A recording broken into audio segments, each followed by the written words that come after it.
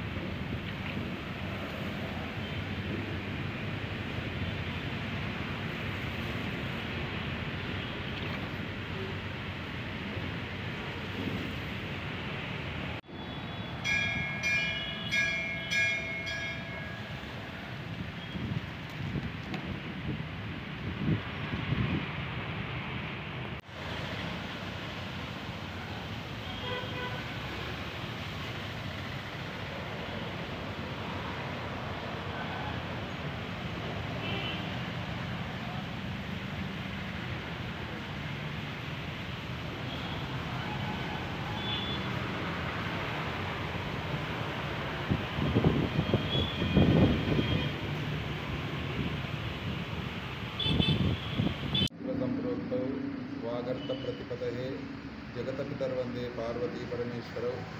ఓం నమ శివాయ. శ్రీ సదాశివపేట శంభులింగేశ్వర దేవాలయంలో చాలా పురాతనమైన దేవాలయం ఇది.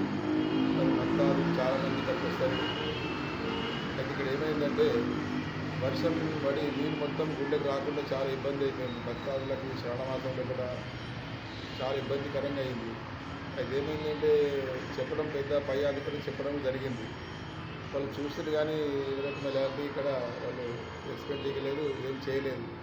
వాళ్ళు చెప్పాము ఇట్లా చాలా నీళ్ళు ఇక్కడ నిలబడ్డాయి, మీరు కొంచెం దయచేసి ఇక్కడ పైప్ లైన్ వేస్తే నీళ్ళని బయటికి వెళ్ళిపోతాయని మున్సిపల్ అధికారులు చెప్పినాం.